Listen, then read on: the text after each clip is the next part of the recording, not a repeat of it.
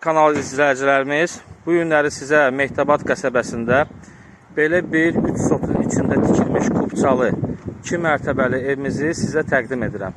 Evimiz belə 2 mərtəbəli evdir, 3 sotun içində. Mərtəbə arası monolitdir. Evin belə hündür zirzəmisi də var, belə bir həyəti də var. Birinci başlayaq evin zirzəmisindən. Bura evimizin zirzəmisidir. Haradasa belə deyim, 40-ın 40-a betonu, bura monolitdir. Bu hissələrlə tanış olaq. Bura evimizin alt hissəsidir.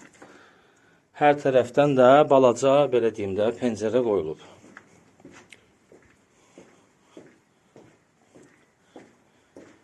Buradan da belə qapı qoyulub. Burada onun həyət hissəsidir. Evin arxa hissəsidir, həyət hissəsidir. Bir-iki işlər qalıb həyətdə. Evin məsələn rəngi, sonra evin həyətin darvazası. Onların hamısını tamamlayıb verəcəklər. İndi evə daxil olaq. Evlə tanış olaq. Evin içi demək olar təmiz hazırdır. Cüzi belə xırda bir işlər qalıb. Bura bizim evimizin birinci mərtəbəsidir. Geniş belə bir zalı var. Birinci mərtəbənin üstü, altı, hamısı monolitdir. Belə bir işıqlı zalı var. Qonaq otağı, belə deyim sizə. Sonra isə koridorun belə bir pəncərəsi var. İşıq düşsün. Hər zaman belə deyim də, evdə işıq yandırma. Ev işıqlı evdir. Belə bir geniş sanitar qovşağı var. Bunlar lazım olsa aksesuarları yığılıb təhvil veriləcək. Evdə xırda para işlər qalıb. Onlar hamısı tamamlanacaq. Bura isə işıqlı mətbəxlidir.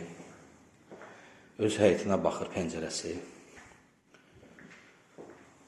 Birinci mərtəbədə yerləşir bir mətbəx geniş, sanitar qovşağı və qonaq otağı. İndi qalxaq ikinci mərtəbəyə. İkinci mərtəbənin də belə işıqlı pəncərəsi var. Dediyim kimi, evdə hər zaman işıq yandırma. Hava qaraldı, işıq yandır. Bu ikinci mərtəbənin belə deyim, dəhlizin pəncərəsidir.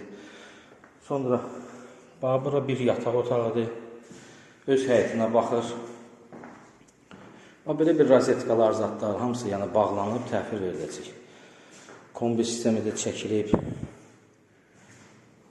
Kollektor sistemi buradadır. Sonra isə bu ikinci yataqdır. O bura yatağa baxanda nisbətən bura genişdir. Buradan həyəti